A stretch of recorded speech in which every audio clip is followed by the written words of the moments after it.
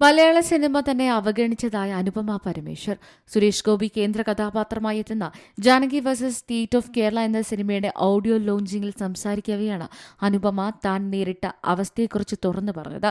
ഒരുപാട് പേര് എന്നെ മലയാളത്തിൽ അവഗണിച്ചിരുന്നു, എനിക്ക് അഭിനയിക്കാൻ അറിയില്ലെന്ന് പറഞ്ഞിരുന്നു, ഒരുപാട് ട്രോളുകൾ ഏറ്റുവാങ്ങിയെന്നായിരുന്നു അനുപമ പറഞ്ഞത്.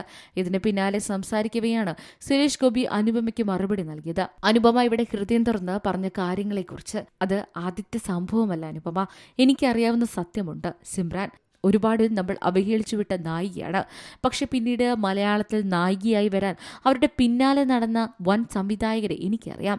അസിൻ, നയൻതാര, ഇവരെല്ലാം ലോകം കാംക്ഷിക്കുന്നു. വിവിധ ഭാഷകളിൽ നായികമാരായി നല്ലതുപോലെ നിറഞ്ഞാടി. അതുതന്നെ അനുപമയുടെ ജീവിതത്തിലും സംഭവിക്കും. ഇത് കർമ്മ എന്ന് പറയും. അങ്ങനെ സംഭവിച്ചേ പറ്റുകയുള്ളൂ. അതിനുവേണ്ടിയുള്ള പ്രാർത്ഥനയുണ്ട് എന്നായിരുന്നു സുരേഷ് ഗോപി പറഞ്ഞത്. സുരേഷ് ഗോപിയും അനുപമയും ഒന്നിച്ചഭിനയിച്ച Janaki versus state of Kerala എന്ന ചിത്രം ജൂൺ 27-ന് തിയേറ്ററുകളിലെത്തും. Entertainment desk, C Malayalam news.